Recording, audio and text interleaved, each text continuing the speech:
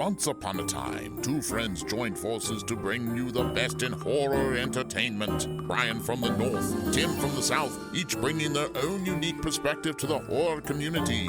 Movie reviews, Blu-ray releases, beer pairings, games, and more. Welcome to your new home for horror. This is Civil Gore. Hey there, everybody. Welcome to the Civil Gore podcast. I am your host, Tim. And this is Brian, and this is our final episode of the season. I know we kind of had an erratic schedule the last couple of months, but we didn't. Of course, we're going to do our proper usual like holiday episodes and our season finale and regroup for I think next year is going to be insanely good for us. I don't know why. I just have a good feeling it's going to be like a banner year for Civil Gore. Well, we've gotten really good intervers the last half of this year. I know our schedule's been all over the place, but if you've been listening to our episodes, we've had some really, really good guests on. We're continuing to get really good screeners. Like our PR game is strong right now, very strong.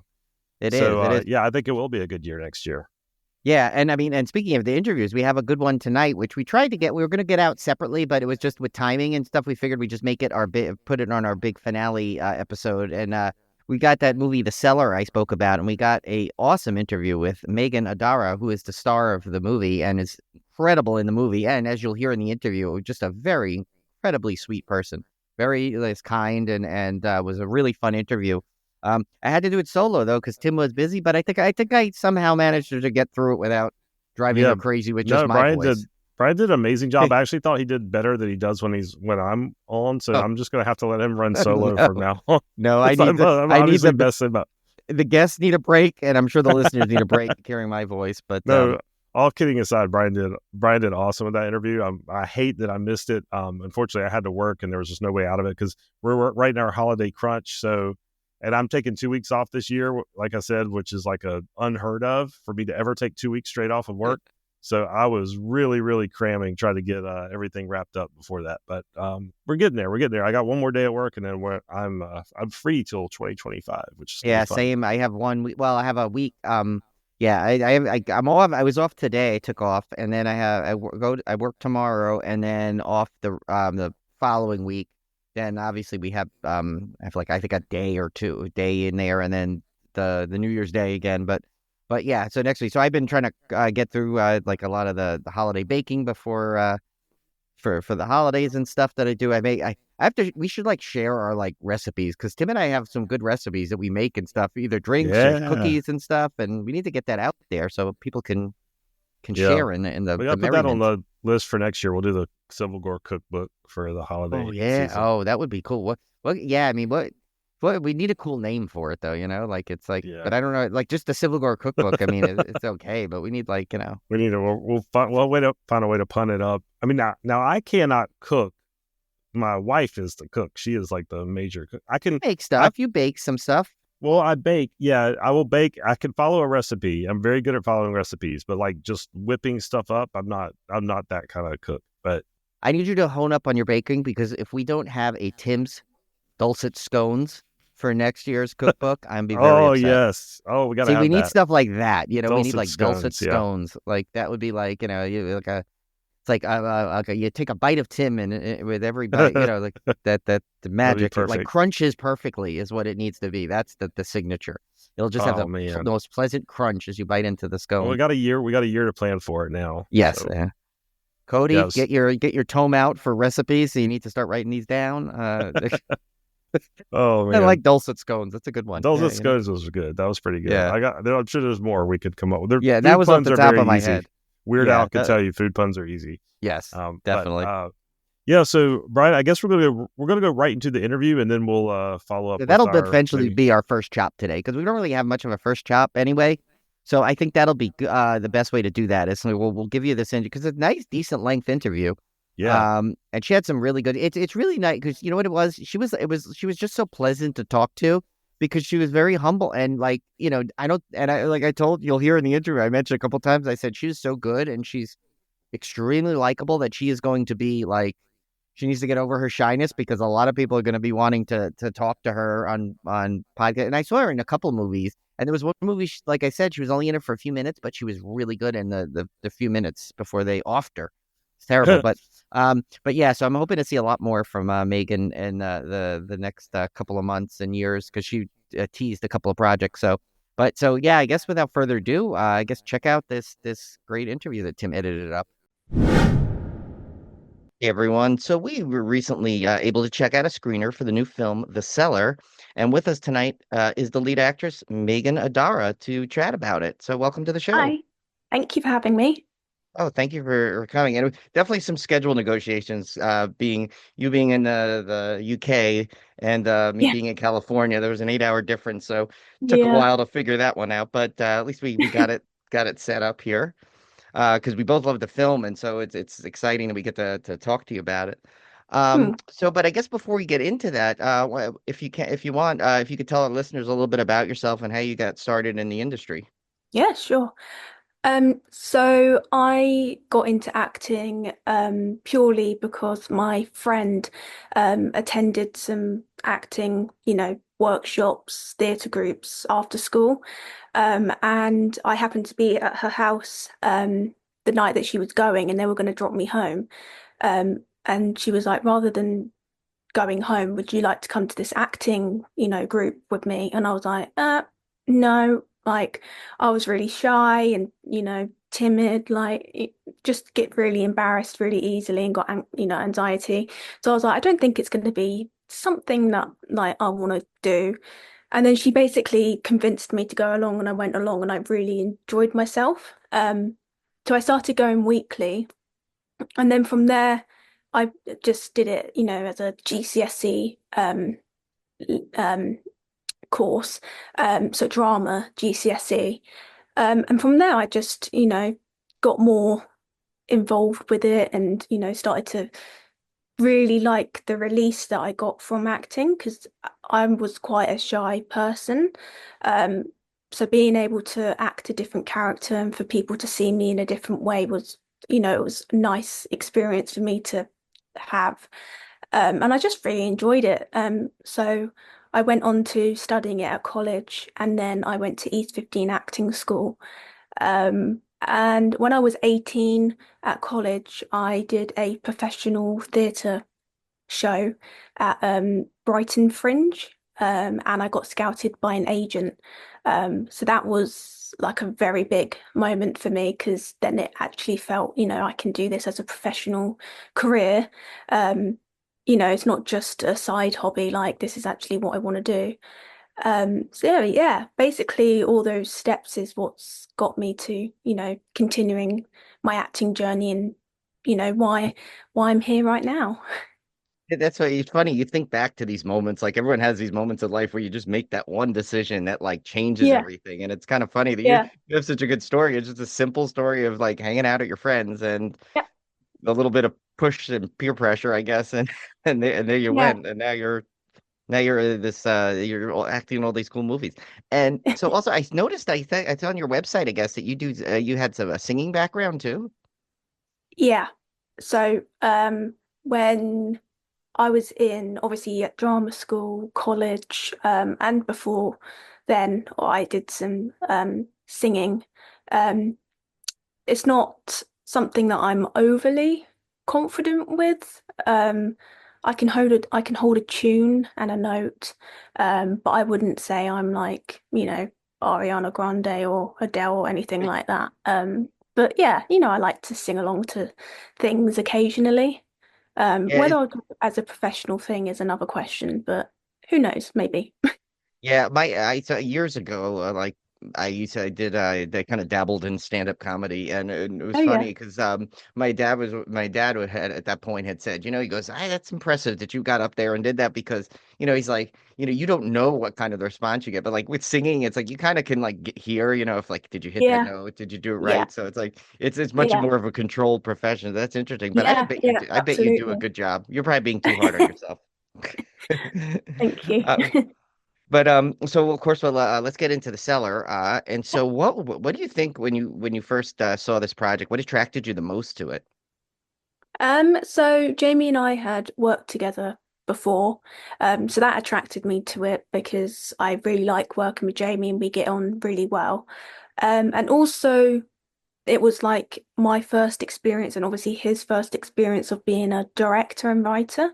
So that also drew me in because whenever I'd worked with Jamie before, we were always acting together in these, projects. So it was really like interesting for me to see what he would, how he would take on the directing role. And then he sent me the scripts, and at first it was meant to be a short film, and obviously now it's turned into a feature film. Um, so when I first got the script, it was basically just the first part of the film. And the first part of the film is like, set in a cellar, all dingy and dark and, scary and um yeah, so when I read it, I was like, oh, like this is interesting. It's the genre really drew me in, and it's a genre I really like. So I liked the like mysterious things that were going on. Um, so that's what drew me in as well. And obviously the character was an interesting one. And then again, um, obviously there's a mixture of different genres going on. So that was interesting because I'd never been part of a project that has had three genres basically, mixed all together. So I thought it was very fascinating and interesting, and purely I just wanted to work with Jamie again. Yeah, no, and this movie is really great for when people get to see it because that's always the thing when we get these screeners, like we see it and then whenever it could we talk all about it. So I'm going to try and obviously keep spoilers away because Yeah, but I can't, I a lot of people that we know to talk to love this kind of film, this where there's a lot of mm, ambiguity going on. They're yeah, not sure what's, and what's so brilliant is I think it's at the same time like your character is kind of going through that, the audience is at the set, like you're in it yeah, together kind of a thing, exactly. and that's got to be cool because you're automatically like just draw. Sometimes it's hard to get a character to pull the audience in with them. Mm, You've seen how many movies, especially in horror. There's a yeah, lot of people in horror come in, they're like, okay, yep, okay, this person's getting killed, killed, killed, killed. yeah, yeah, It's like, yeah, and they don't care about him. But your character is done in such a good way because you're kind of drawn in the same time yeah, as she is, where they're like, "Whoa, what's going on here? Where's she gonna go yeah, next?" And while you're thinking yeah. that, so that's really Yeah, cool. exactly. Yeah. So it's like the audience is following the journey with the main character as, she's discovering all these things. So yeah, I think it's a nice little thing for the audience to be able to be part of. Yeah. So what do you how what kind of process did you use to kind of get, if you can share that, like what to get into a Mm, character like that? Because there's a lot of obviously backstory and heaviness that yeah. they try and kind of keep the reveal till later on. But so what kind of process did you use to kind of get focused for that? Mm. So throughout like my acting journey and obviously doing other projects and going to college and uni, you learn all about these acting practitioners and their methods and systems to get into a character. So pure because of that and because of all these projects I've worked on, I've created my own process of getting into a character. So it's like taking aspects from different practitioners and taking the parts from them that I think connects with me more in order to get that, connect to the character and really like start to embody it. So I have my own process, which I do every time. But for this one, I also used obviously my own process. But also I researched into like the mental health aspect of Abigail. And I also asked Jamie for, like a little bit of a backstory into the character, to see what, he saw her as. So he sent me some bullet points, and then from there, I used those bullet points to basically fully flesh a backstory out so that I knew that what's happened previously and how it's got her to this point. So I used that, creating a backstory, and then obviously researching into the themes of the film, um, and then researching into churches and cults, etc. Um, Analyzing the script and annotating it. So it was a mixture of a variety of things that got me to obviously get into the character and understand her. Um, and it was just basically getting all those different things that I've researched and then, you know, making them mold together essentially, to influence my portrayal and how I would feel in these situations. So it's a mixture of all different things. Yeah.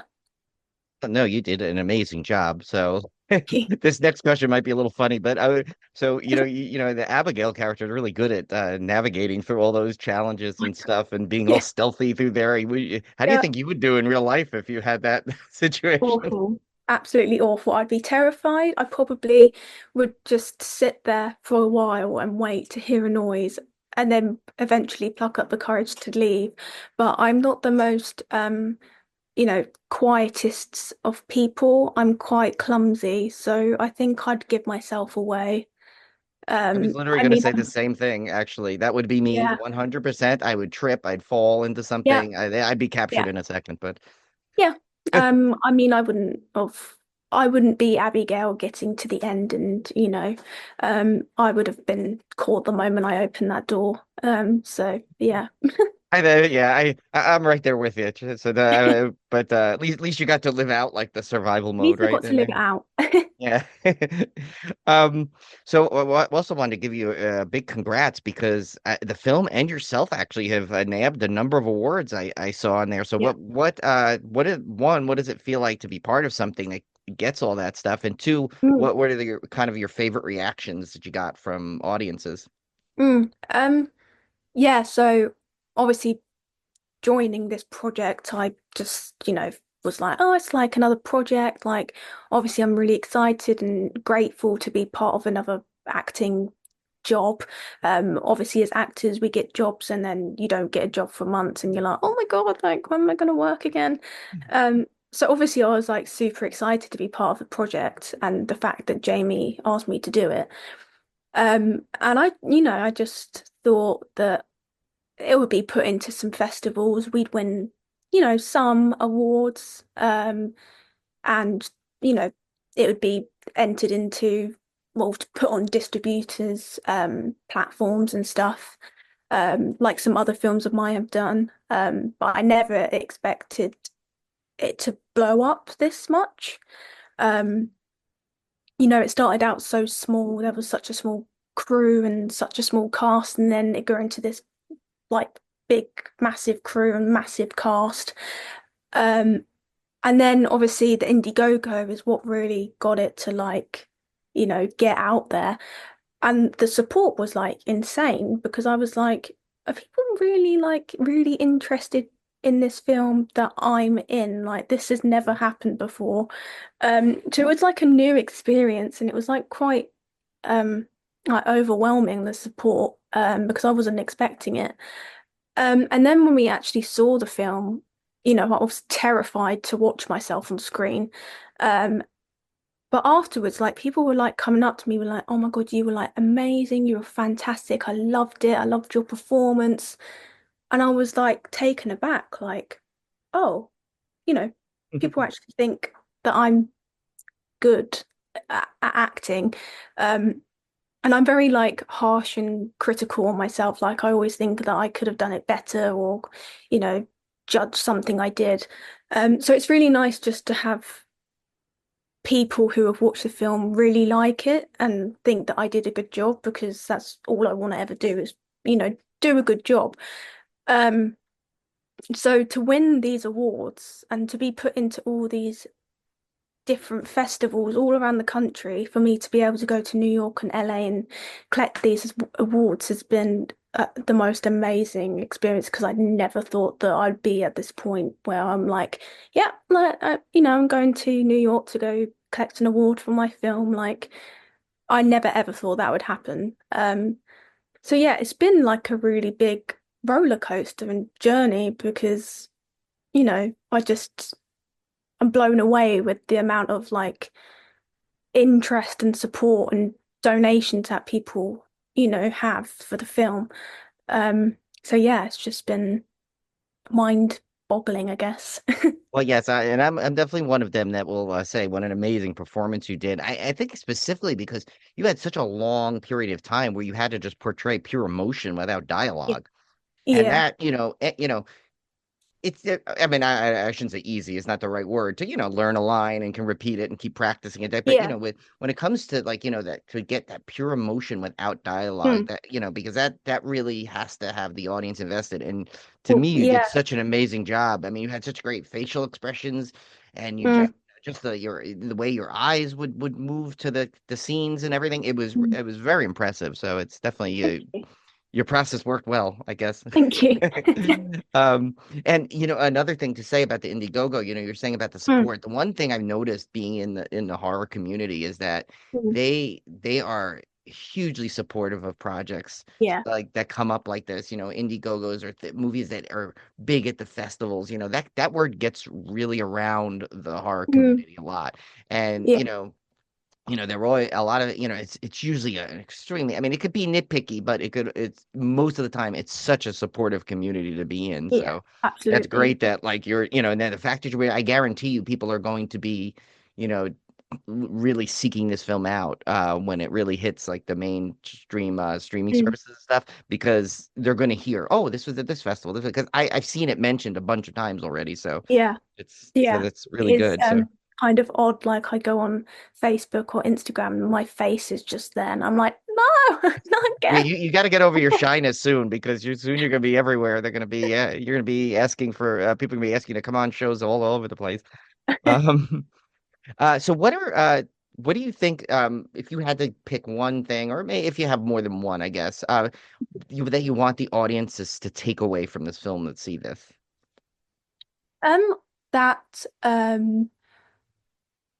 horrors are usually seen as blood and gore and jump scares. I want the audience to go away from it and, question what a horror is, because obviously this horror film was basically completely different to all other horrors. I don't think there's ever really been three genres mixed together.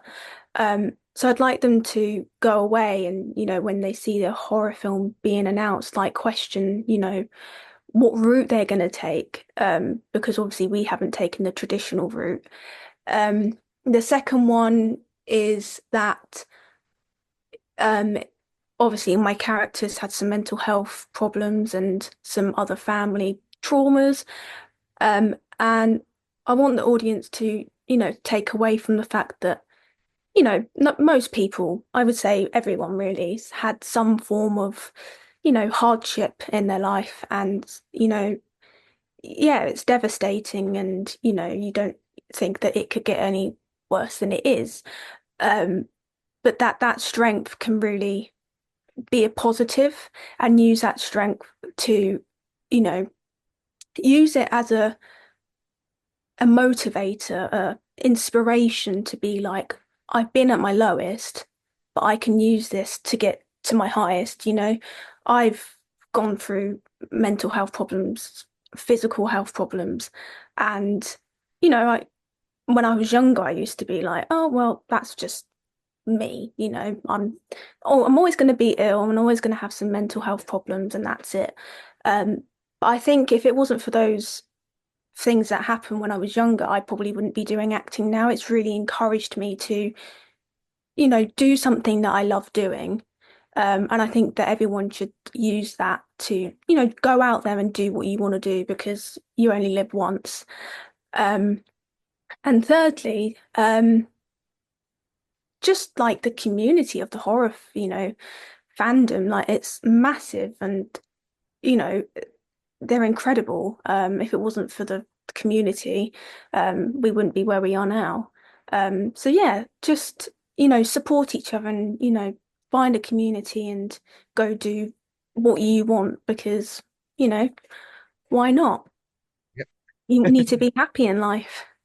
Well, and that's great too. I love hearing stories when someone, has the challenges, but then they find something that they love that could help them overcome it, because it's Yeah, difficult, because, especially because some states you can't, like, you feel like there's nothing for you to do, yeah, and they're yeah. really at this despair. So I'm so happy to hear that you found something that Thank you. Yeah. could take you on that journey. And Mm. speaking of that journey, so I've noticed you've done some other horror films. I think I watched just recently the Caller, which you were really good Yeah. in. Even though you were only in it for a little bit, I was wishing Yeah. for more. But you still, though, you're going down into the horror history, because the person that gets killed first.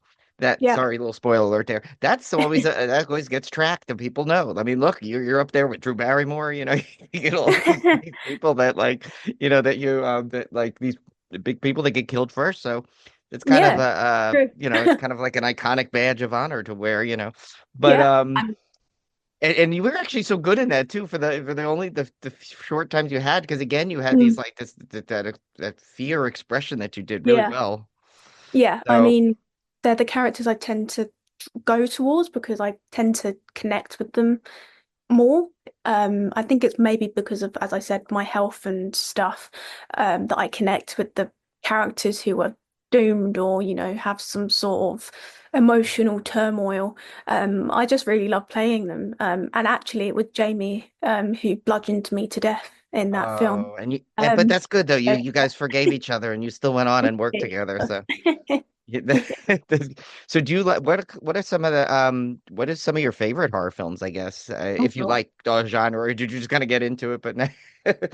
Um, when I was growing up, like I watched horror films, not really knowing what it was going to be, if you know what I mean. Like I just saw Yeah. the name of it and then the poster and I was like, oh, that looks cool. And then watched it and realized that that was actually quite scary. And I probably shouldn't have watched it. Um, but I also used to watch dramas, like ITV dramas, and I think that's kind of what's drawn me to horror is these dramas are so hard hitting and there's so many different aspects within the drama going on. Sometimes they tell real stories, sometimes, they're written just for TV series.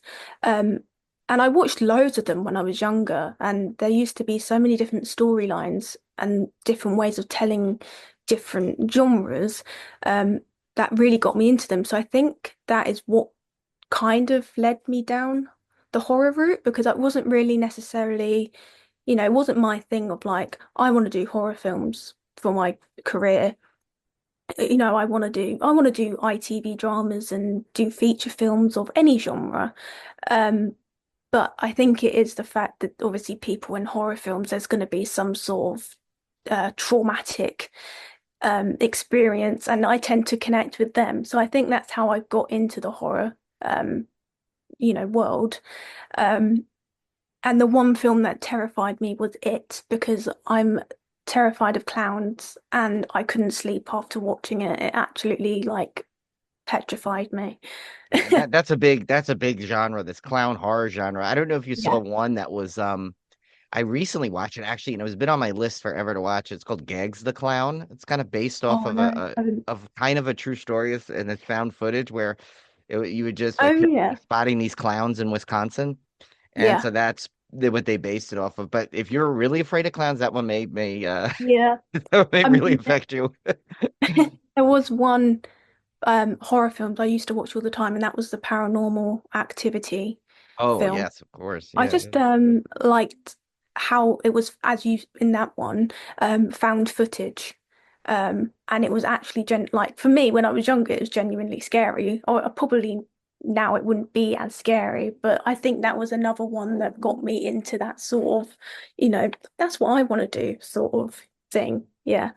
Oh, that's awesome. Yeah, and that one kind of, that was one of the movies that, like, obviously, of course, people are going to go back to, the Blair Witch for the Yeah. found footage phenomenon. But I mean, it's been before that. There's been some other ones that just, I think didn't capture the whole world as those did. But and Mm, when Paranormal Activity came back, that was like another like, wow, this found footage thing is really good. And then now yeah. you have like millions of them, really. And funny story is my one of my few name credits is in Paranormal Activity at the end because I Oh, donated to really? the yeah, because they had a promo here in the States where to get it because it was still kind of a small film when it was announced and they weren't sure it was going to play, Yeah. so you'd have to like request it for your town kind of a thing. And if you Oh, didn't right. Yeah. and if when it came they put your name in the credits for the little like signing Oh, sheet. that's nice. I like that. So yeah, that's my 15 minutes of That's fame right cool. there. uh there's my entry into the horror world. But yeah, but yeah, if you do get brave enough, check out Gags the Clown. I think it's on Tubi, so I will. you can get it for you usually get those for free. Tubi's got some good stuff on there. So then, is there any, I guess moving on a little bit, are there any other projects that you have coming up that you're allowed to talk about yet? Yeah. So I'm currently filming a short film, which is called Never Looked Up, and it's a mental health like awareness film. So I play a character who has dealt with mental health issues, and she sees someone, in crisis, and she basically reaches out to him, which he doesn't want because he doesn't want, help. He doesn't want to be seen as weak because obviously sometimes men don't talk about mental health problems. But I'm Yeah, they're the two one tough who macho helps them guys. through it. They don't want to do it, Yeah, but yeah. So yeah, that was a I'm still filming. We've got one more day on that. But the project's been, really, really nice. And then I've got another feature that I've already filmed and is currently being edited. It's called Therapy. So it's a thriller drama. So it's basically about my husband. I play the wife to the main guy in the film. He's a cop and he's investigating a serial killer. So that one's really interesting. Filming on that was super fun. And I got some other ones coming out. Oh, Amelia is another feature which we're filming next year. And I play the lead character in that one. So yeah, I've got a few coming up. Sometimes they all blend together because sometimes they're like, oh, we're not filming till next year. So you're like, okay, and then all of a sudden they just come at you like all at once. You're like, oh my God. but that's a good problem to have, right? Yes, it is. Yeah, But yeah. that's awesome because I guarantee you, I know at least our listeners too, because I know, we talk to a lot of them and just through the community. I think that's good that you have a lot of stuff coming out because people are gonna want to see you in more stuff, especially after they Oh, thank see how you. good you were in the Yeah, cellar. So get ready because you're probably gonna be you're gonna be your shyness is good. You're gonna, like I said before, you're gonna have to I get have to over get that rid of because I think it. your people are gonna be wanting to see more of you and stuff. So here's a little fun question. I know I mean I hope this is fun, right? But I haven't asked it in a while. But so if you were to be presented with unlimited resources, they said, okay, Hmm. you can pick whatever project you want, unlimited money, budget set, whatever you want. What type, and you would be able to star in it. What type of Hmm. project would you pick? Probably a thriller or horror. And I'd like to play a serial killer, which is so weird. But I just like the darkness of it. And usually, even though I've been in obviously like dark projects, I've always played the person who is not the villain, if you know what I mean. So I'm always, I'm either bludgeoned to death or I'm being chased by some masked figures. Like I'm basically like the damsel in distress. I'd like to be the one that, people in the film fear. So yeah, I'd like to play that because I just think it'd be a really fun, different experience. So yeah, I'd like to make a thriller horror. I like Yeah. that. You're flipping the script around. See, and now Yeah. would you bludgeon Jamie in the first scene now as as retribution to I mean, why not? I'll do it. see, there you go. See, it always comes around. That's a good thing. You can always bring it back Watch around. out. So before we let you go, where if you know yet, where can everyone find the film? And where can they keep up with you Mm. and your projects? I know you have a website, I think I saw, right? Yeah. So we're not too sure as to when the film's being released. I think it was meant when we spoke about it months ago when we were still filming, um, that it was going to be the end of the year. But obviously Jamie's been filming another feature.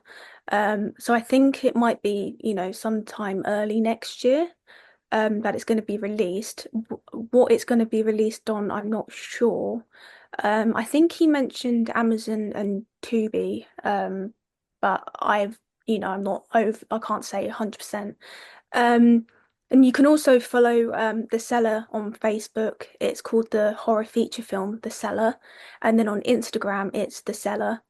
And my Facebook is Meghan Adara, and my Instagram is Meghan_Adara on that. Yeah.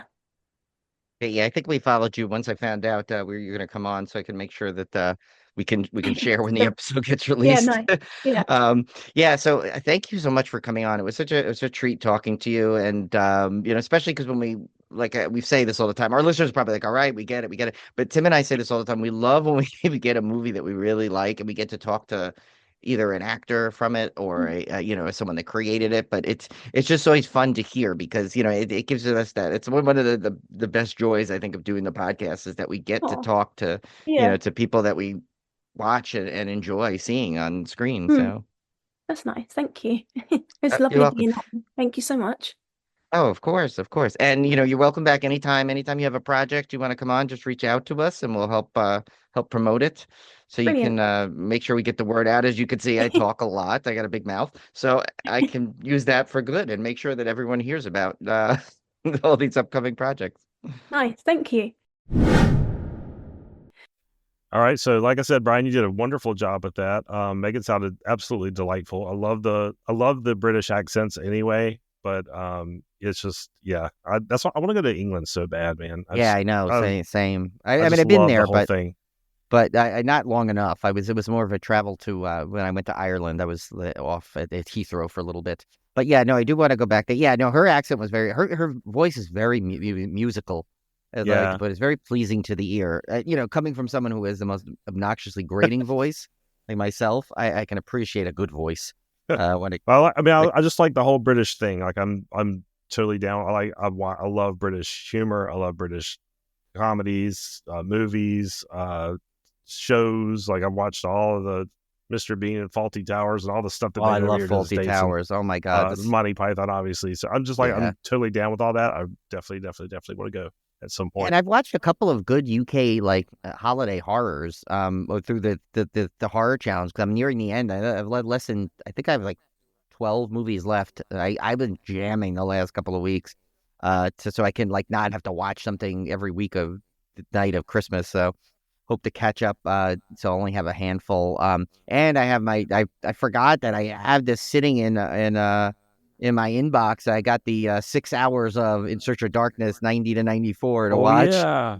Oh no, yeah. So you're right. So I got that. The physical one doesn't come out to January, I think they said. I got an email today they're shipping, but I got my digital copy. And everyone's like, wow, it's 6 hours. Oh my God. I'm like, haven't you been paying attention? I Don't know, you they're know always 6 that hours. you're going to want every minute of that 6 hours Yes. when you see it? So I don't think that's going to be one of my 366 movies because that takes that's like I can watch like 3 or 4 movies in that time. So maybe that'll be like my New Year's Day watch. I'll just curl up and I'm sit definitely and going to watch that. save. I'm taking a cue from you. I'm going to make Nosferatu my 366th.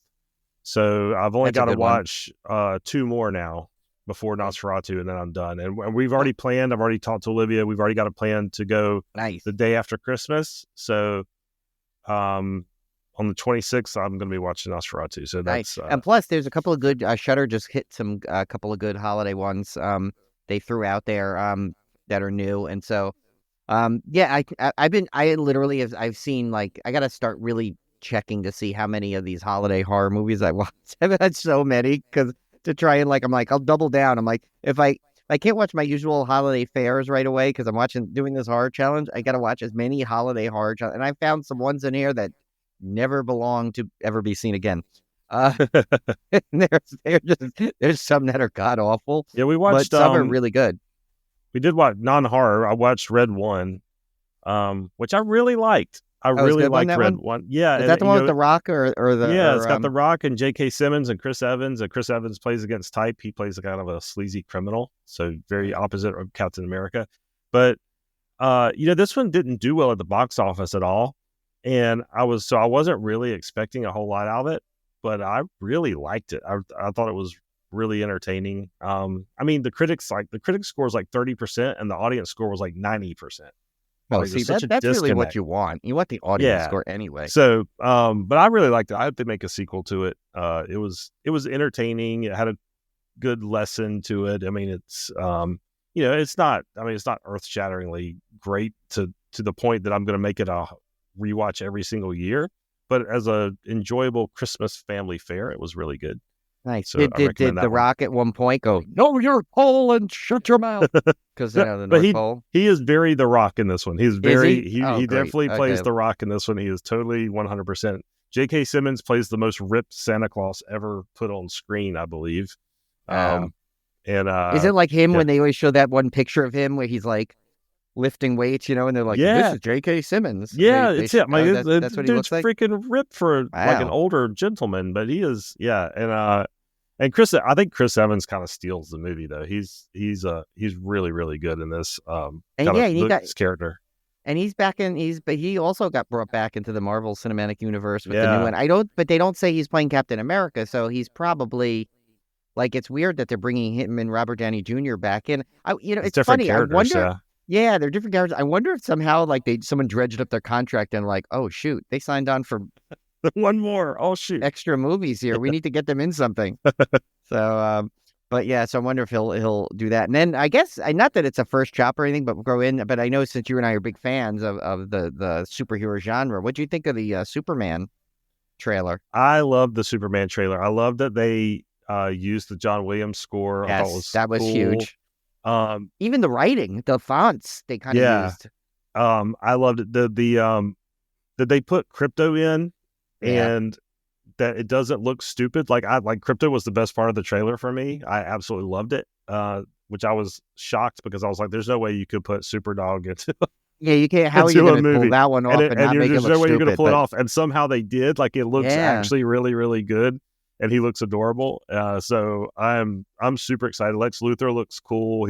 Everybody looks young, and maybe that's just because I'm getting old. But I mean, it definitely looks like a younger version of Superman and Lois Lane and Lex Luthor. But that's not a bad thing. It kind of refreshes the whole series, and I'm very much looking forward to it. Yeah, and, James Gunn, he has the potential to get a little comedic, with like Peacemaker and Suicide Squad and stuff. But he's already come out and said this is not a comedy. Like, he's not, it said it will have some humor, but it's not played like a comedy. And I really think, I have a good feeling, at least from the trailer, that he's going to tone that back. And I think it'll be just campy. I don't want to say campy. That's maybe too strong a word, but I think it'll be just enough in that direction to be Superman without being like Suicide Squad level comedic.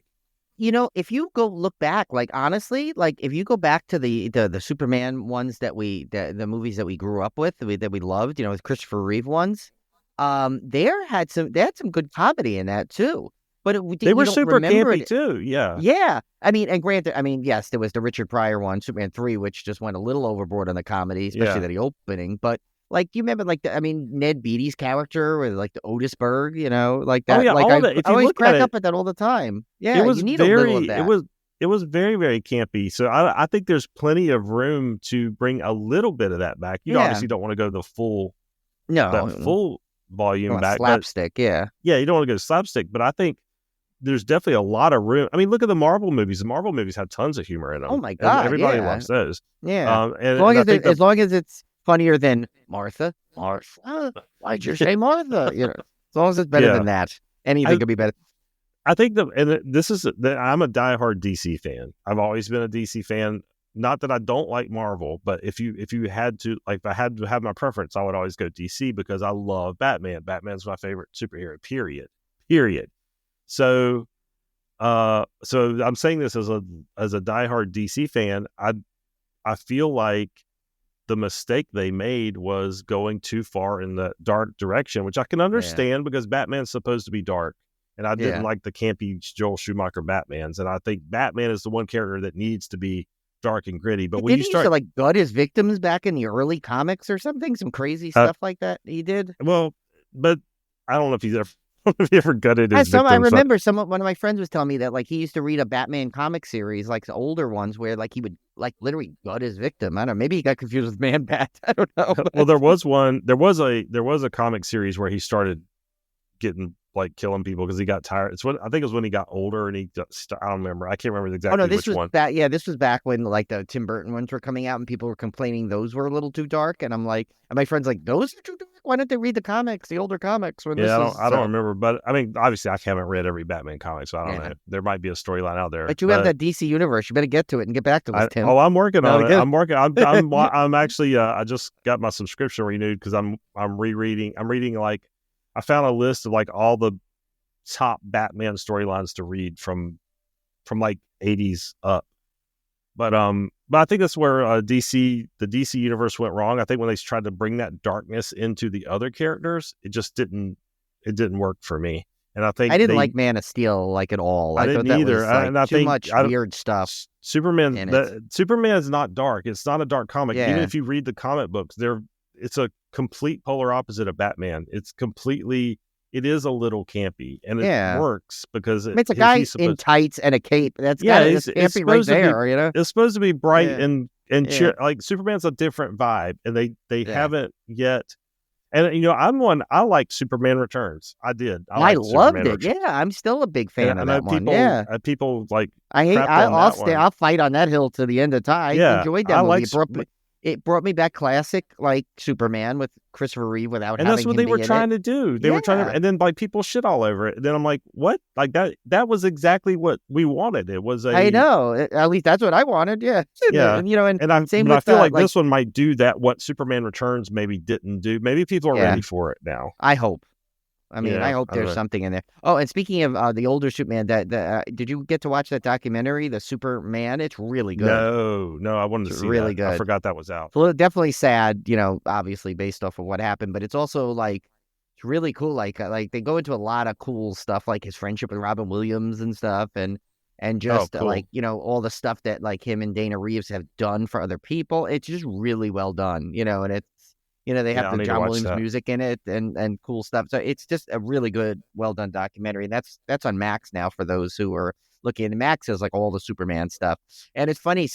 I used to love, like, that was when I was a kid, I would always watch the Superman like movies on HBO. And the fact that it's on Max now, it's kind of fun to see it like on that streaming service still. All the old classics. Well, speaking of campy, what I was really disappointed to find out is the original 60s Batman series is not available for streaming for free. You're right. I haven't seen it anywhere. I mean, they always have that, like I want to say I think I have the DVD set of it. Yeah, you somewhere. can buy it on Vudu digitally, but you can't, like, it's nowhere to just stream. There's no streaming source that carries, which I was disappointed because I was going to go back and watch all those because I've never seen. I used to watch it every day when I get home from school. It was on. I love that. Yeah. But anyway. So that was our superhero section. Yeah, and now let's get on to something a little bit more. Speaking of dark, yes, we're talking Terrifier 3. Now that Tim has finally got to see it, special thanks, shout out to our good friend Emily Sweet who gifted that to Tim as a nice little treat. I ended up buying it, not renting it, so it was even. I bought it too. I bought the digital copy. Yeah, I bought the digital copy because the big edition, believe it or not, that I ordered, the pre-ordered, the whole box set and everything does not come with a digital copy. So I'm like, well, I need this on digital. I have the other two on digital. Yeah. And I like to have the digital. I don't like it to be my sole source because of the way digital works. You can lose it at any time, but I'd like to have it on digital. And I rewatched it again the other day, and a little Indy, my in-law's dog, was watching it, and like.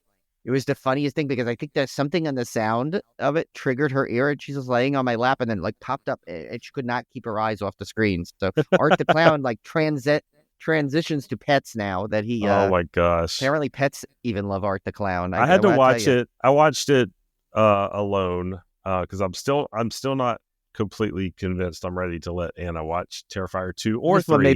Those two may be a little rough for. They're a little rough, so I'm holding off. I'm trying to, and I don't think she has a whole heck of a lot of interest, or she's never expressed any huge interest. She did watch Terrifier 1, but I don't think she's really expressed any interest to go beyond that. I mean, there's obviously the plenty of gore and shocking moments in that one, but I feel like the 2 and 3 like take that to the next level of just like long. Drawn out kills. Like every kill is like when you think it would cut on a normal movie, he goes further. And I mean, that's what you love about it, though. It's at some level. But But yeah, yeah, we'll still get into all of that. as a parent, still not quite ready Yes. to cross that line. Yeah, So, yeah. We'll go through the housekeeping here. Yeah, we'll do So, the of course, housekeeping here. directed by Damien Leone, starring Lauren Lavera as Sienna, David Howard Thornton as Art the Clown, Antonella Rose as Gabby, Elliot Fulham as Jonathan, Samantha Scafidi as Victoria Hayes, Margaret Ann Florence as Jessica, Bryce Johnson as Greg, Alexa Blair Robertson as Mia, Mason McCarty as Cole, Chrissy Fox as Jennifer, Luciana Vendette as Juliet, Clint Howard. I loved seeing Clint Howard in this. Yeah, I had to go at least this far to get him in the credits. Of course. Clint Howard as Smokey, Bradley Stryker as Eddie, Daniel Roebuck as Santa/Charlie, Chris Jericho as Bert, Tom Savini as Bystander. I didn't even notice that. And Jason Patrick as Michael. And this looks like an entire New Jersey horror con. Exactly. That's why I went to that far and I ended with Jason Patrick, because I'm like, all right, no one else like after this. There's still like 10 more people in this movie that I could have technically put in, but I had to include the Clint Howards, of course, who we madly love, and Tom Salvini. I said Salvini, actually it was Savini, but we know Salvini also. Yeah, he goes to New Jersey Horror Con. Savini goes everywhere else, but Salvini goes to New Jersey Horror Con. But yeah, no, so I included, I tried to include those people, and of course Clint Howard. I mean, Clint Howard, like he was like a gem, and didn't Ken give up a seat for Clint Howard too? Yeah, Ken gave up his seat for Clint. So see, we needed to honor Clint Howard. He was so nice. He was definitely everything. Like, I've always been a Clint Howard fan from way back in the day. Yep. I've always loved him, and just getting to meet him and him being as nice as he was like just perfect. Like I loved that he was a really cool guy. And we got to see him sing a duet with his lovely wife. Partner. It was awesome. She was they sang an awesome duet, which I have on video, so that's awesome. So the synopsis here is Art the Clown is set to unleash chaos on the unsuspecting residents of Miles County as they peacefully drift off to sleep on Christmas Eve. And of course, this was the maybe a little controversial Christmas entry in the Terrifier series. And then when the trailer came out, everybody was like, what? This is a Christmas movie? And you had the fans split, which I thought it was a brilliant move to make it a Christmas movie. I do too. I mean, how many times are you going to, like, it's funny. When people complain about that, I go back to that meme, where it's always that meme that they change different things, where it's always the wife, like, thinking the husband's dreaming of other women, and he's thinking of them. And the one where he goes, why do they always transfer Michael Myers on Halloween night? And I'm like, exactly my point. Like, yes, the movie is called Halloween, but after the first couple, I think you can get away with it having to take place on Halloween and still be accepted as a Halloween movie. Yeah. Same with this. Why Terrifier doesn't have necessarily, yes, the first one took place on Halloween and the second one around Halloween. I don't know if it's actually on Halloween or around Halloween, but it wasn't. Because it's horror, that's the only reason it happened to be on Halloween. Terrifier can be anywhere. Like, he's not like tied to the holiday. Yeah, Art the Clown could be like, I hope next time he dresses up as an Easter bunny. Yeah. I mean, let's bring him all around the holidays, Yeah.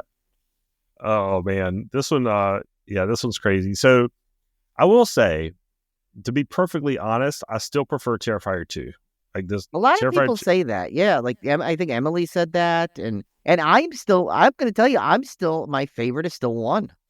Overall, it's still going to be the first one. It's not that it's not that I didn't like Terrifier 3. I love Terrifier 3, but I felt like Terrifier 2 just went so far above and beyond that I think it was going to be difficult for this movie to top it in terms of just epicness. And the another reason why it was hard to top it is because we've already had that shock and surprise of having this epic slasher.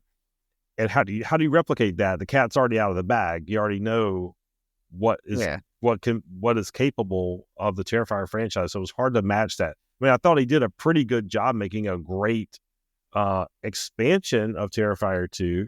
You get a little bit more lore on what exactly Art the Clown is, which I thought was very interesting. I mean, it kind of matched up with my theory of what he was, but I thought that was really cool. I obviously had some fantastic kills. The Christmas thing was kind of funny because he had a lot of interaction with Santa Claus and stuff. So I really liked it. I thought it was great. But for me, it felt just a little bit short. And I think another reason for that is when Terrifier 2 came out, if you recall, like everybody was like blown away by like how gory it was and the kills and everything. How do you top that when it's, again, like I said, when the cat's already out of the bag? It's very hard to do. So even though it had some great kills, I was kind of expecting great kills. I was expecting over the top. I was expecting it to go crazy extreme, which it did, but I wasn't as surprised by it this time. And that's why it went a little bit, set the bar a little bit lower for me. That's also why he chose Christmas, because he's like, okay, well, let's see. If I just throw another one around the Halloween, everyone's going to like pretty much be expecting exactly that. Right. But, now if I do, a holiday that's not, you wouldn't expect art to be a part of. Well, plus it gives you more creative opportunities to do cool stuff with just, it just gives you a new setting, it gives you a way to break out of that setting you've done for 2 movies. Yeah. No, and I think like, I'm going to say like, so I think there's, I'm going to have like, to me, there's going to be a special thing because this is the first Terrifier movie I got to see in the theaters. I saw it on opening night. It was it was a small theater, but like it had a good crowd in it for the little bit of people in there. Like everyone in there, you knew was like, bring on art, bring it on. That's the kind of crowd you want to see a Terrifier movie with. We saw it that early night. So I mean, there is going to be a special like spot for me with that one. But I think I guess like with this one, the best way to discuss this, kind of go through like some of the sequences in it. So there's going to be spoilers if you haven't seen it yet. You may want to maybe pause it and watch it and then come back. But like, for example, like to me the opening, right? The opening, he managed to capture that warm feeling of the holidays like you see in a holiday movie. Like something about it, like with the snow and the lights and the warmth and the, and just the tree with all the presents, and he got that. But then he throws art in to just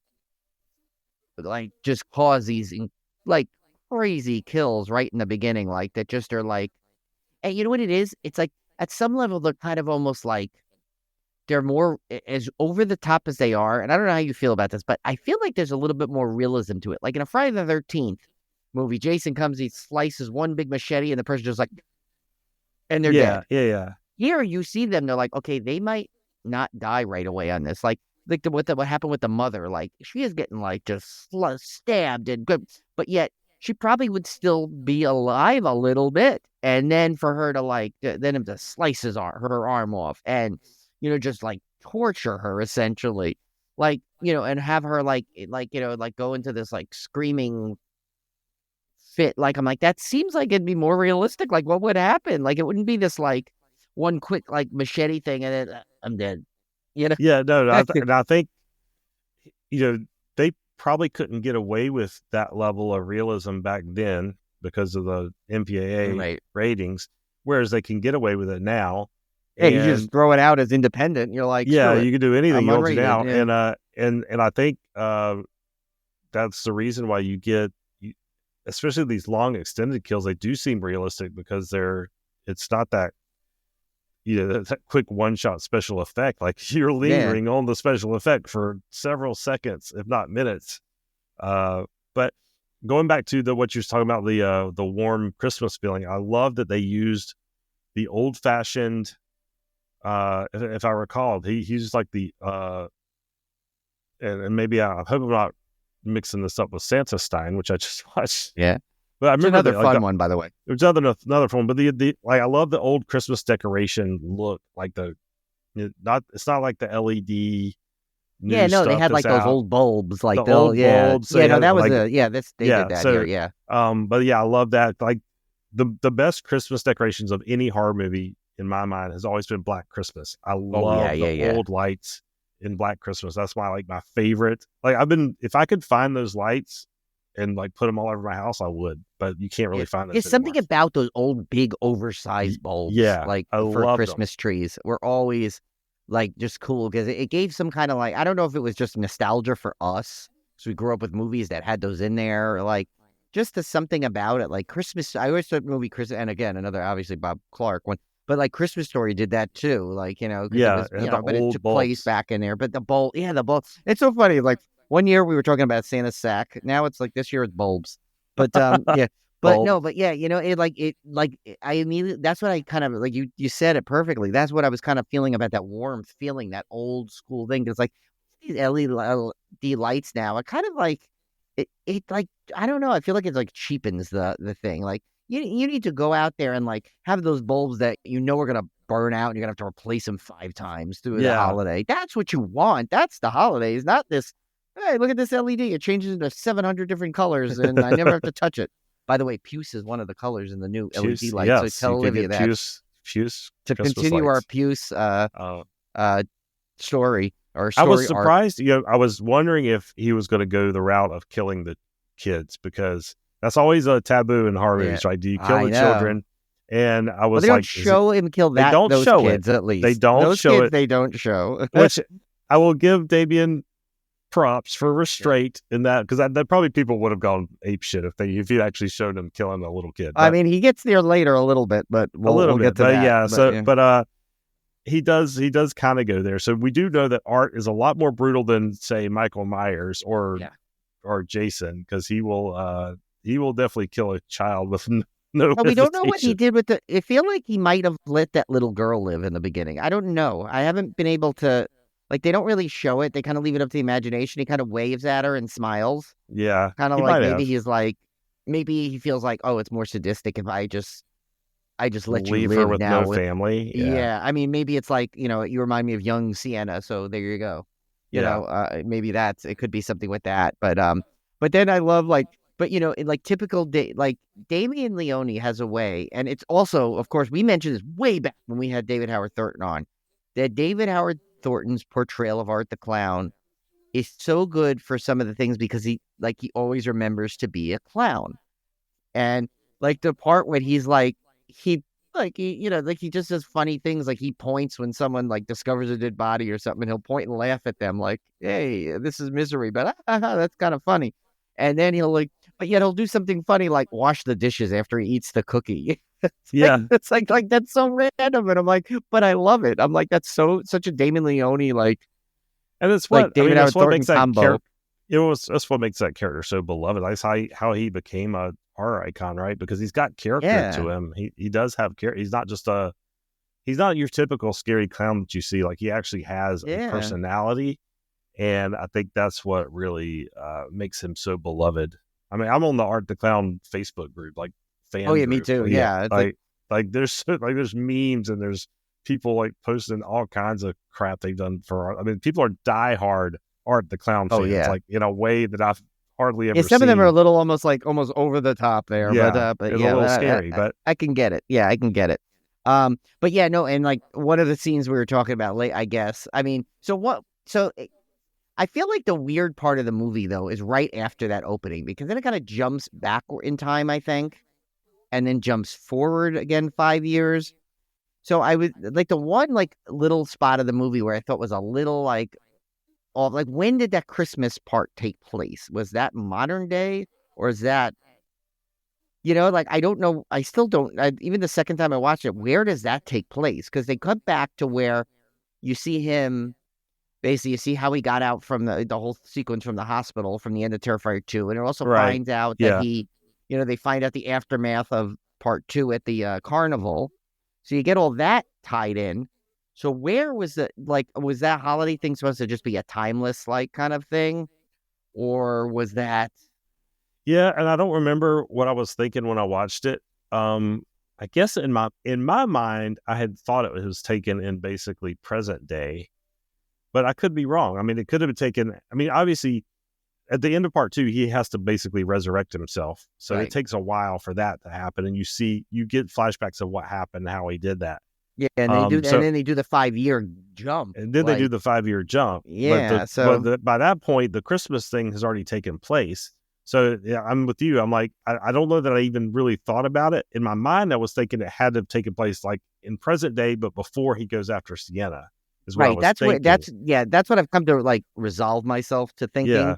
It would make the most sense. But I can't prove that. He might have just done a Christmas opening because it was fun to do. Right. Yeah. And with Damien Leone, I feel like he's on his own set of rules, and I love that. Yeah. Love him for that. Like, he doesn't. It's like, I'm making these movies. I want him to make this way. If no company is going to rate it for me and I can't get it past the rating boards, I'm going to release it as an unrated movie. And that's that. It's like, and it broke records. It set it changed.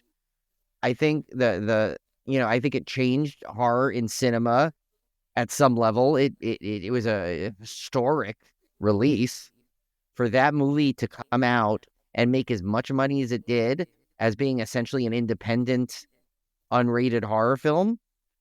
I mean, you can't argue with its success. So four is coming, at least four. He said. So I saw two things. He said like he does have enough to get it into two movies or one long movie, but he says he wants to kind of dial back the length of the film because it does. Like Terrifier 2, remember I said I feel like some of it was longer because of the backing it got. Like I said, maybe it was that long because, you had all that like crowdfunding and you promised that big extra scene if you did it. So whether or not like that was long, I thought this one was at the a good length. I mean, it's still, my preferred length is like that 90-minute point. Yeah, it was still a touch long. It was at over like 2 hours, just at right? 2 hours. Yeah, I think it was like 2 hours and 4 minutes. But I did like how they like, there was plenty of callbacks to the previous films in there. There was, I liked the way they developed Sienna's character a lot. I thought Lauren Lavera, I mean, is incredible as because I always thought I hated when someone would go through such trauma, and then the sequel they seem fine, and there's like, oh no, it's happening again, kind of, and like, and like I remember she like seems really messed up from it. Yeah, like Halloween you would 2, expect. Rob Zombie. If you want to say one good thing about it, is that they made the Laurie Strode character more appropriate the way she should react, like deranged after what happened to her, But like this, I thought she was incredible. And I thought like the fact that they made Jonathan's character a little bit more like, they kind of almost reversed roles a little bit. Like, because now Jonathan's at that college age. He's like, I just want to put this past me now. I want to live somewhat of a normal life at this point. But he was the one, remember in the first one, that was kind of obsessed with it, and Sienna didn't believe a lot of it. Now it's like the roles kind of reversed in this, which I thought was an interesting take. And you know what? I felt that, and I'm saying this as the parent of a teenage boy now, I thought his portrayal, like, that to me is a realistic reaction of a young boy, like a young male. Like, they're not going to be as emotionally invested in it. They're going to try to bury that and move on. And I thought that was very realistic. It's just it's sort of a guy thing. It's like, oh, it doesn't bother me. I'm okay. And I'm going to not show my feelings, and I'm going to blah, blah, blah. I mean, I thought that was a very cool. I noticed that when I was watching it, I was like, yeah, that's exactly how I would expect he would, as he grew. And obviously he's older now, 5 years older, which is a lifetime in the teenage years. Yeah. And it's Lauren Lavera gets a ton of praise, and deservedly so. She earned, but I don't think Elliot Fulham gets enough. And now that we just talking about it now, it makes you even think like, really, why is he not, getting like people talking more about how good he was in it? I feel he was like very good. Yeah, I mean, yes, because Lauren Lavera, she, the final girl seems to always take the mantle of focus, but I mean, I think it'd be like, like I can't, it'd be irresponsible for us not to comment how good he was. Also, it's like, no, I loved the whole brother sister dynamic thing. Like, it was age appropriate. Like, it felt real to me. Like that relationship, with their just their age difference and what happened and their distance, like everything like worked for me. That whole relationship vibe worked for me. I thought it felt genuine. Yeah, there's an interesting sequence, and it's like it'll probably get to this scene anyway, where I think it was like really well done. It was interesting, like, they bring that niece character in because I think they needed another, like, more of a someone that would take the nurturing of Sienna's character. But like when they're in the they're in the store shopping, and she's like totally, in the last 5 years, because she was in and out of the mental institution, she's totally disconnected from him and thinks he still wears the different outfits. And remember, she's like, no, he doesn't wear that anymore. And remember, she's like, well, what does he wear? Just normal clothes. And she's like, well, thanks. That helps a lot. It's this little cute little interaction between her and her niece. But when you think about it, it's a pretty powerful scene. When you think about it, it's like, they've had so much taken away from them as it is. And now here, her brother, who they had, they had this interesting relationship in the second one, but she was always protective over him. and still cared about him a lot. And then now to find out she basically lost 5 years of his life. It's like one more loss that she has that at least she at that point thinks she can get back. But as we know, what keeps going on, she doesn't quite get that back. Yeah. So there's a lot of interesting like elements in there that I assume, knowing Damien Leone, he's such a astute when he comes to these things. I'm sure that was in a total intentional spot for that character. But I guess we should go to the mall sequence, because that whole mall sequence just turns into like, from what like just like really cool little scene to like an entire like, what the hell, like that just happened. I mean, it starts from like when she's in the store and they subtly play the Clown Cafe song in there and like that music. Yes. And it's funny, it's like I think that. and I think the audience kind of picks it up as she does. Like the same when she starts to notice it, I think I'm like, oh, wait a minute. Yeah, I know that song too now. You know, it was really well done how they did that.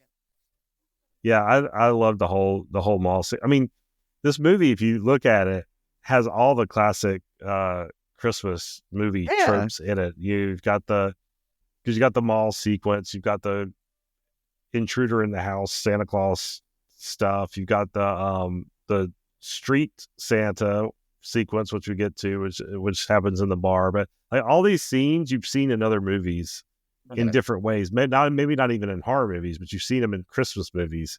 You've seen these settings that then he's placing Art the Clown in, and then Art the Clown is like causing complete havoc and mayhem when he puts them in there. But I thought it was kind of cool because it keeps with the whole, in other words, the Terrifier 3 truly is a Christmas movie. Like, it's not just opening sequence. Like, there's that whole theme runs throughout it. So you get to see him interacting all these stereotypical Christmas setups, like the mall Santa, the streets, the Santa in the bar, that kind of stuff. So I thought it was really cool. And this will go down, that whole Santa Claus, the mall Santa thing will go down as iconic as the Elf and the Christmas Story ones, I think, just for a different reason. Because as like, well, I'll tell you though, it's funny that while watching it, I'm not going to brag and think I'm like this for the, but for some reason, I knew once that kid was going to open that box when he was taking so long, I said, oh my God, something's, and spoiler alert, major spoiler alert, people, giving you a second to pause. I had a feeling there was something was going to explode in there. I did not expect the explosion at the level it happened. I expected maybe that I did kid not would see get that it. coming, but I should have known, because we know that Art the Clown will use anything to kill somebody. Like, it's not like, typically explosives and guns are off the table for slashers, but somehow he will use whatever. He's almost like the Joker in a way. Like, if you get like a really dark version of the Joker, maybe like the Dark Knight Returns level Joker, Heath Ledger Joker, maybe. But yeah, he kind of is like that. Like, he will use whatever. And kids, like, I mean, obviously he was trying to kill kids at Santa Claus. I mean, that one was like flat out like, and it's funny because that's such Damien Leone. Like, he spares a child possibly in the beginning, but then goes ahead and kills like 30 of them at once. You know, it's like you're like, and it's just like, you know, in this whole But if you think about it, Tom Salvini comes in. And I don't know. I've read various fan theories on what Art the Clown actually is. I think they come right out and say he's a demon in this one. Yes. But if you think about it, in real, quote unquote, real life, if you're a demon and you're from hell and you're like purest evil, then nothing's gonna be off the table. You know, as far as, you know, blowing up kids at Christmas time, that's not going to be off the table. In fact, that's probably going to be what you're going to gravitate to. You're going to gravitate towards the worst of the worst scenarios. So it's perfectly in line with his character. Yeah, well, I think what it is, I think there was a line in it, and like basically where they say, like, you know, he's demonic, but I think he started off as a raid, because they said something about like, well, if you were a demon, you wanted to get into the perfect vessel, what would you go into? And they said, oh, well, a serial killer. So I think they insinuated he was a serial killer before he was possessed. Like in the first Terrifier, I think he's not superhuman quite yet until he, you know, like or maybe with the beginnings of him is not. But like then again, if you watch that short film Damien Leone did, Ninth Circle, Art the Clown is in there, the circle. So I don't know if you depends, I guess, how much in the lore you want to go into, or when. But then again, we don't know exactly when that Ninth Circle takes place in the world of Art the Clown.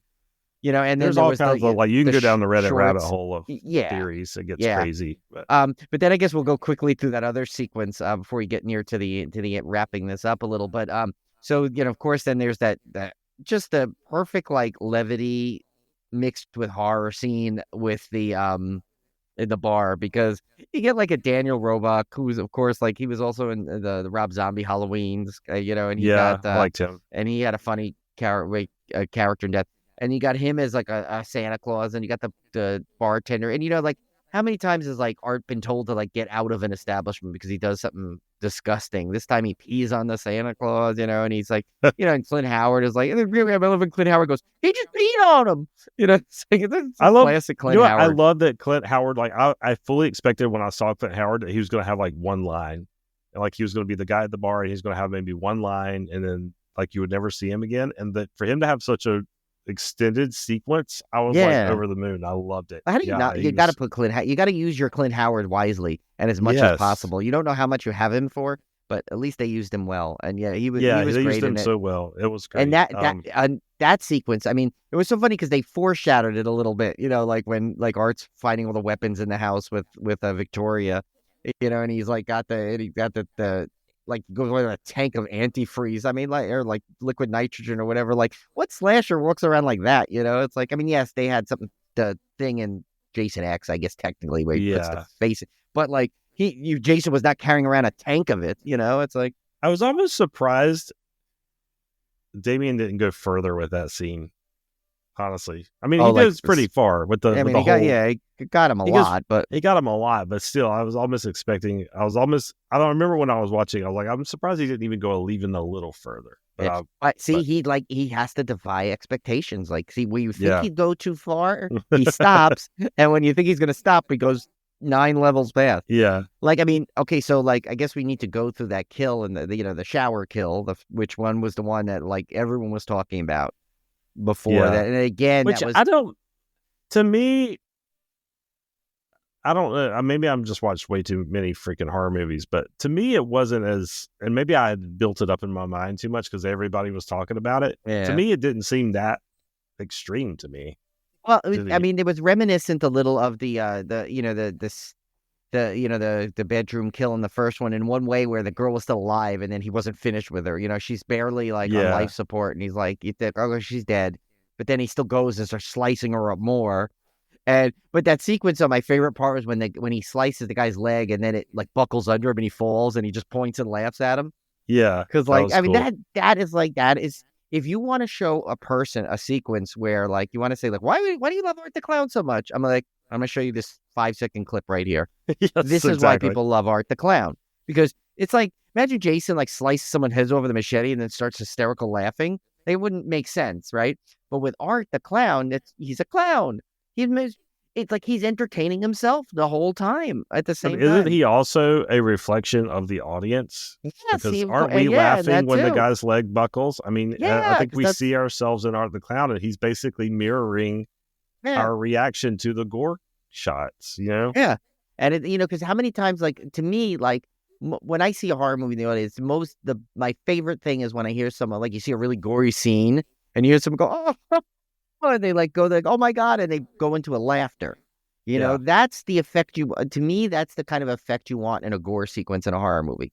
You want a visceral reaction. You want a reaction that almost like if you laugh because you can't believe that you're seeing. I remember when I watched gory. Hatchet for the first time, it was like that. Like the gore was so over the top, it just made me laugh hysterically. Like it was just ridiculous. Yeah, that's a great comparison into when like a modern horror decided to go over the top with gore and do well. And it's like funny because I guess Hatchet, they it had the first 3 come out really fast, and then the last one came out, and then you don't hear of it anymore for a while. I mean, I remember reading a couple of years ago there was still another one in the works at some point, and but then Victor Crowley's a fun character, and like he kind of defies some weird things. Is he ghost? Is he not? Is he physical? Whatever he is, he comes back. But it's still, there's 4 enjoyable movies there, and part of it is because he overtopped gore, and I think Victor Crowley was the closest to, like, in terms of Terrifier, when they do that, where there's like they do the comedy and they really try and expand like the other characters into the lore as well. So I think so now we basically, after that sequence, we get to the finale, which I have. So I know some people that have some problems with one particular part of the finale. I have a different one than most people. And here's another big spoiler. But I need to know how you thought of it. So a lot of people were extremely upset that they had Jonathan die off screen. Now, to me, I actually liked the reveal of how they did it, because they basically tormented Sienna so much that it was going on and going on and going on, and then they kind of just drop it like, I told you it wasn't her, and he puts the glasses on the skull, and I thought, that's really impactful. I like the way they did that, because honestly, I thought, like, in my head, I figured Jonathan was going to come running in to save the day. So I kind of like the fact that they defied my expectation on that level, and he was dead already, you know? But I knew also something was wonder, weird, is he but really dead, though? that's Is another that why he's thing. off screen? Yeah, that's another thing. And I did bring that up because I had the discussion with Emily, because she was on the camp of not liking that, the thing. It was funny when Julie and I saw it, Julie was like, oh yeah, no, Julie's kind of in the middle. She said, I kind of like the way they did the, it was kind of like worked both ways, like, yeah, maybe they didn't matter so much that they didn't show much. But then again, she's seen all the three, but all three movies, but she just maybe is not invested as much as like a true, I think it didn't bother me because I didn't buy that he was really dead. Now maybe he is, and maybe maybe we find out in Terrifier 4 he really is. But remember, he did say, "I'll see you soon." Again, like his voice came over and said, "I'll see you soon, Sienna."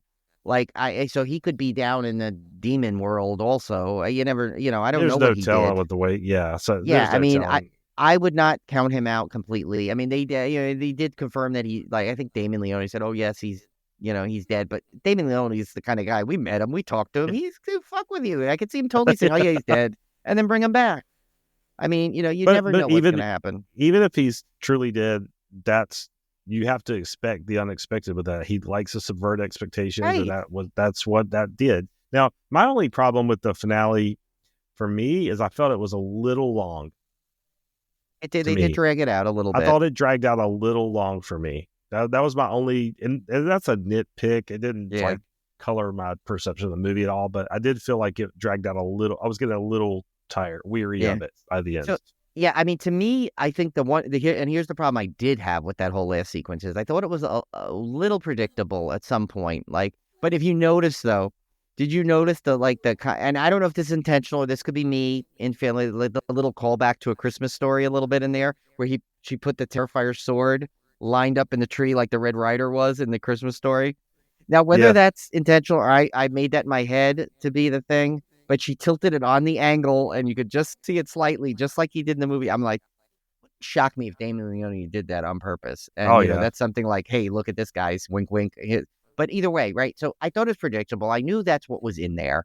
I knew that was, and everything. You knew what was in there. But then what I didn't like about it is the whole, I thought it took the characters out when she says, let me just open this present kind of thing. And it was like those old classic villains where they speak too long and they do their monologue. And that's when the hero gets to overturn it. And I'm like, what? That's the one part where I was like, I don't know if that was needed. I don't know if you didn't need it. You could have just had her like somehow open the present a different way or something. I don't know. I mean, yes, it was funny. It was kind of cool, heroic scene. But like at the same time, I'm like, I don't know. I felt like it was like too obvious that it was coming. And it was like, I don't think Art, like with all that he's done, you think he'd like let her open a present? Like stop what was going on, just open up a present? Yeah, it seemed a little like contrived, I guess. Yeah, it seemed a little weird. And that's the only part, like that was my only criticism to that scene. Like I'm in the camp that I was okay with Jonathan's kill off screen because I thought it, like you said, it subverted the expectations. And I kind of liked the reveal that it was a surprise because honestly, in my back of my mind, I thought he was going to come barging in to save the day. Yeah, I did too. And he didn't because he was there, and like I knew something was weird about him. Oh, and I guess we got to talk about probably one of the total nightmare fuel for me because I'm terrified of rats. The rat kill that they did was completely horrifying to me. Yeah, that was like, cool. I mean, I've heard of that. I'm like, oh, that's like a medieval torture type thing. Yeah, that they used to do, but then he did it in a way where he like then slices her throat and lets the rat out. It's like I expected once again he finds a way because I expected the rat to come bursting out of her chest. Yeah, and and then the rat comes out and then he stomps on the rat anyway. It's just like it's such an art, like the clown way to do it. Yeah, I don't know. If there's anything, I feel like maybe I would have preferred a more satisfying ending. Like I don't know that I was totally satisfied with the ending of Terrifier 'Cause I don't 3. think it's the As a- end, too. You got to remember, it is supposed to True. lead into the finale, a Yeah. finale of some But I felt sorts. like Terrifier 2 had a more, even though Terrifier 2 wasn't the end, I felt it had a more satisfying ending for me than this one did. But I mean, maybe, again, yeah, minor. yeah, I don't know. Maybe because of Terrifier 2, he's like, just in case I don't get to make a third one after this, they don't Yeah. let me. Maybe, but Yeah. I don't know. You know, I mean, because who knows? You never know. I mean, you know, some movies, you know, you can tell when they're kind of like, I'm not so sure we're gonna get another one. So Yeah. let's just kind of wrap this up on its whole, you know, just in case. And you know, that was his first big blockbuster, so to speak. So, you know, maybe he just felt to end it better on two. You know, a third one he already knows now. He's like, okay, I know where I'm going with the rest of this franchise. So, you know, I'm gonna kind of keep it like this. I wonder if though, do you think next year's takes place at Thanksgiving? Like Art the Clown that comes to get a turkey? Yeah, I don't know what to I don't know what to expect. I think it's gonna go I don't know. I'm not gonna read Damien's mind. He's I don't think you can, honestly. I don't He's think you too- can. I think it's like he's got his own thing, and that's what I love about it. He's got his own vision, Yeah. and it's unpredictable, and that's what's great about it. Yeah. So, I mean, if you were to rank them right off the spot, I don't want to give you on the spot because I feel like we should do it, you know, obviously, because once we get the whole finale is when the true ranking comes. But honestly, I think quickly mine right now, I think I go 1, 3, 2. And I know most people's are like 2, 3, 1, 2, 1, 3. Like I think I'm in the minority by still keeping 1 as my first one and 2 as the last one. And not because I thought it was bad, just something about I think the combination of MEGHAN is my first Terrifier seeing it in the theater, and the Christmas theme just all worked for me so well that I put it ahead of 2. It's hard for me because I love 1, but at the same time, it's such a smaller movie than the sequel that it's hard for me to put it ahead of 2. Yeah. Even though I really like it. I mean, so for me, I still have to go 2, 3, 1, but I hate that because it feels like 1 is like the worst, like terrible, and it's not. It's Yeah. really good. It's just it's not as epic as those. And I'm like, as a horror fan, I like the craziest stuff, and I like that Art the Clown's not really established in the first one as well. I just like the over the topness of 2 and 3, but I don't know. This one's a hard series for me to rank. It really is because 2 and 3 I could rank pretty easily because they're similar. Yeah. They're similar in scope. So to me, 2 is definitely better than 3. But when you add 1 in there, it's just such a different movie. It's almost like ranking Friday the 13th and Jason's not in the first one. It's almost like how do you include it? You know, where do you put it? That's how I feel with this one. I think 1 is just still going to be the top for me because, well, you know, my theory, it's well established now. You know, it's like 1, the first movie is always going to be in the top spot and it has to lose its spot. But I think why it's still there is because when I saw it, it blew me away so much because it was so different than slashers that I saw. And it's not a true slasher per se either. I mean, it works as a slasher, but it's beyond a slasher. And now as the series goes on, we know that it's not even a slasher series truly, you know, other than it has the same characteristics. There's a lot of kills, but is way beyond just a typical slasher. There's so much lore going on, and there's so much other like elements to it. To call it just a slasher is almost an insult, you know, because it's so beyond the scope. It's like an fantasy adventure horror slasher kind of thing. But the first one, I think I like the dark confinement of it. The first one a lot. So it's like the scope is so much smaller. Yeah. You know, and it was you were still learning about art, and he was so unique and so different. And like, I was like, I never quite saw a character like this, you know? And it's like, it's so great, you know, and it had like it's just flat out weird and you don't know what the hell you were watching, you know? And it just like, so, you know, and then like when he first took out the gun in the first one, and I'm like, okay, that you know, a lot of people criticize that scene for breaking a slasher rule. I'm like, once again, it's because you're looking at it as just a slasher and it's more.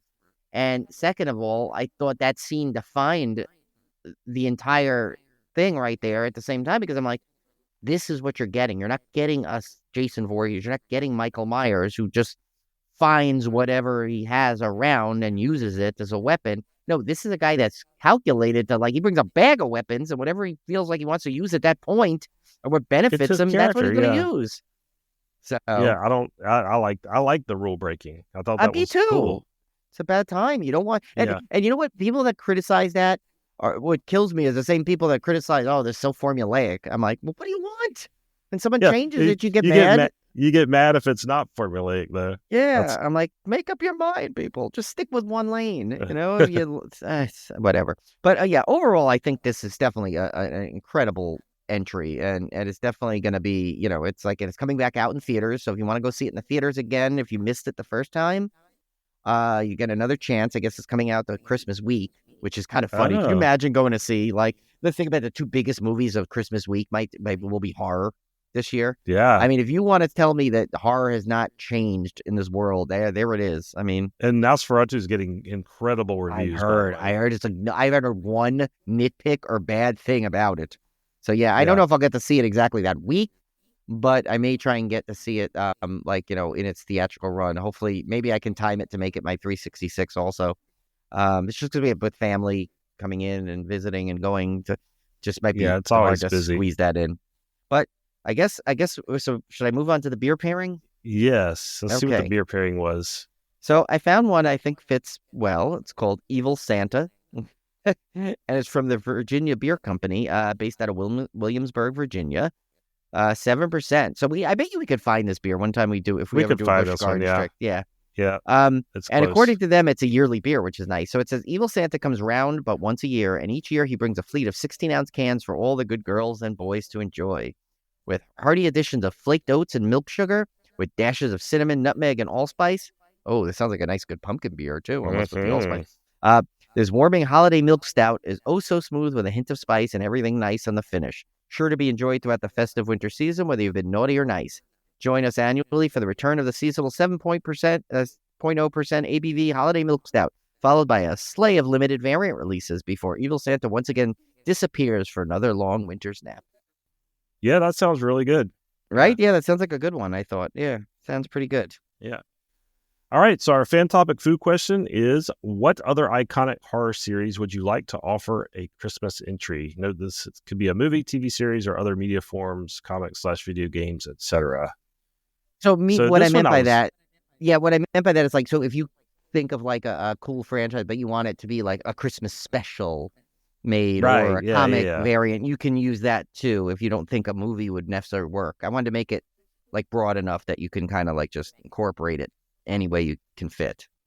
I mean, if you stay in the horror realm, like I feel like we were talking about Michael Myers earlier. Like I feel like he doesn't work for Christmas because in the movies it's already been so established that he comes out on Halloween that I don't know how you could ever break that. So I'll take him out of the running. Friday the 13th might be cool. I've always wanted to see and I know it's been done in the comic books, but I've always wanted to see a Jason in the snow thing where they did that like short, right? Didn't they do a short like the Never Hike in the Snow or something? Yeah, they did. One? Yeah, they did. And they had done it in the comic books before even that. But I would love to see a feature film where it takes place like outside of summer, which I thought that might be cool. Do you have one in mind? I'm still thinking. I did think of that one because I thought like Crystal Lake, it would be fun where like Crystal Lake turns out to be like because they feel like, oh, it's so safe because this is not summer camp now. And look at this, we're going to have the Crystal Lake Christmas and it's a whole thing. And like, but yet some people decide to make like a big Christmas festival on the campgrounds or something, and you could do that. Chucky doesn't really, I feel like Chucky's already kind of Christmassy because because he's a toy and he's a toy. He was a Christmas present in the beginning one. So, I mean, I guess you could make it more Christmassy, but like go full blown Christmas with him. But he's always he's still a little bit adjacent to that, so it wouldn't be as surprising, I don't think. Yeah, and I was trying to go off the try and think of out of the box a little bit because I feel like the Friday the 13th one is kind of obvious, I mean a Nightmare on Elm Street one could work, I guess, because I could see Freddy going how's that for sugar plums or something, yeah, something like that. Like I feel like his comedic shtick could work for like a funny holiday film, but now I think if they did it, it would be just compared too much to Terrifier. You know, like, oh, he's trying to be funny, like Art the Now, Clown. here's an idea. How about Scream? Scream could definitely work as a Christmas movie. Good. Actually, that could work really well. I mean, they've taken it out of Woodsboro, so now at least that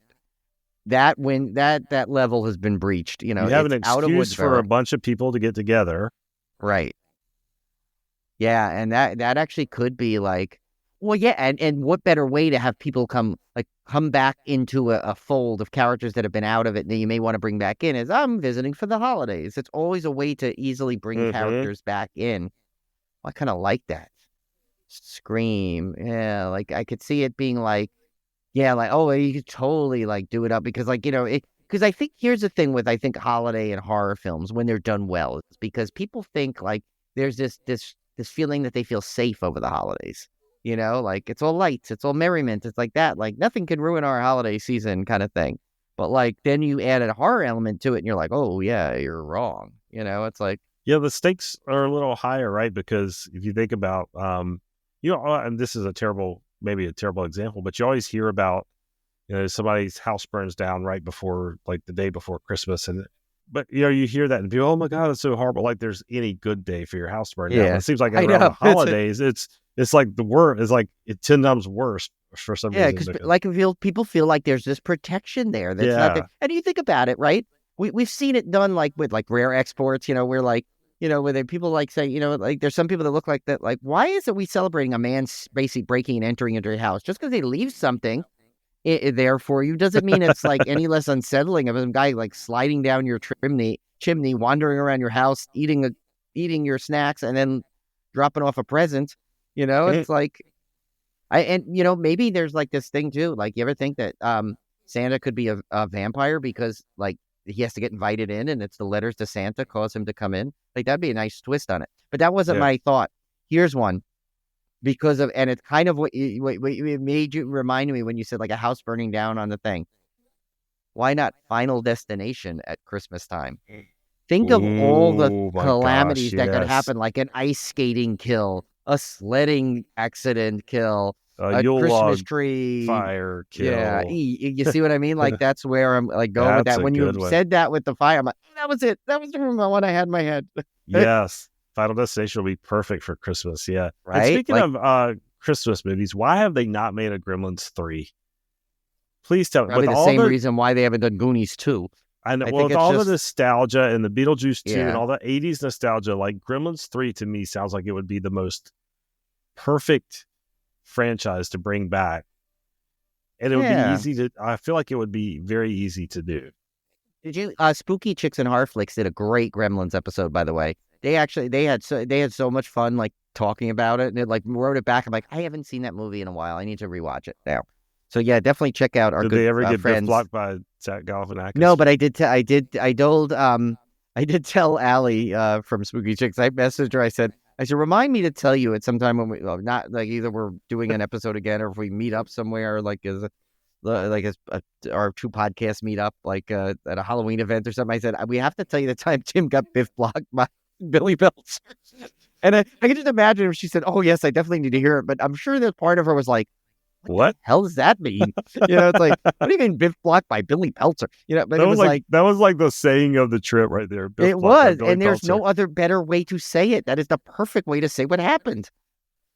It really was. It was that Tim was biff blocked by Billy Peltzer because he came right in and like old Billy Peltzer obnoxiousness, and he blocked him from getting to talk to Biff. But I still laugh about that to this day. Oh yeah, well, I'm telling you, once we get our logo like fine tuned again, so I feel comfortable enough to start putting it on the merch again. We need to also come up with our own little like funny shirts like that. We need to have one that says like it just shows like somehow this is Biff blocked by Billy Peltzer or something, like some kind of like something shirt yeah that does it. But yeah, I think yeah. So I think Final Destination would work well.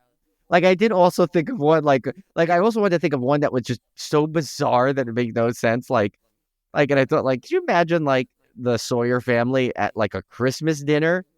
With like, what would Leatherface be wearing? Like, you know, like would he be wearing like a weird Santa hat and just like a ripped up bearded face? Like, you know, you could get really a very Hellraiser Christmas. Like how would that work? Like they unwrap the cube, and then it's like, oh, I know, it's yeah, a like puzzle. and that's the thing. We could Well, probably, if we work hard enough, we could probably put any holiday horror movie, any horror movie franchise in there. But I was trying to think of ones that like we said, like the more iconic ones. Like, I mean, obviously something like you could do a Paranormal Activity. I feel like there's not enough found footage Christmas ones. I mean, there's some out there. I've seen some, but like maybe oh yeah, a full found footage one would be interesting. There's plenty of Christmas anthologies. That's like, I think, the number one format now yeah. of Christmas movies. I've seen like all of them now, I think, in the past couple of months. But yeah, I'm like wondering like what I mean, like, I don't know if like something like Hatchet, I don't think that would have a big impact whenever it did it. Because it's really not, it's timeless as it is. It's just whenever it happens kind of thing. Yeah, and some of them, the setting just doesn't work. Like Hatchet's down in the swamps of Louisiana. It's like, just doesn't feel very Christmassy. I don't know how you take that character out of that environment. Yeah, So, I mean, but some stuff works. But I think the Final Destination was the winner. Like, that's the one to me that would be the easiest to do. It would make perfect sense. There's no real, I mean, death is the villain in the Final Destination series, so you don't have to worry about taking a character out of its element.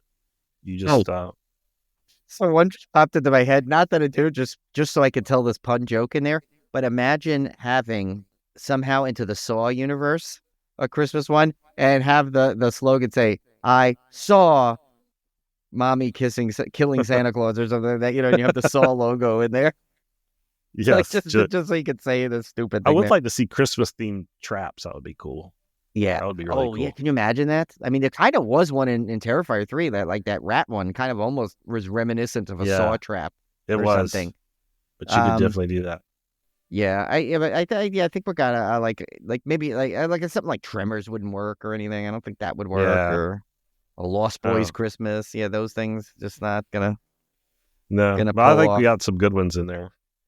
So yeah. So we are taking a little bit of a break before we kick off season 9. We were going to be doing some brainstorming over the break to. We already have figure like out an what we're interview line, kind of semi lined up too, for when we get back.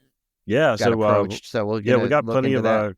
plenty of content coming up, and we hope you guys have a very happy holiday season. Stay safe, and use this time to catch up on back episodes so you're raring to go for season 9 in January.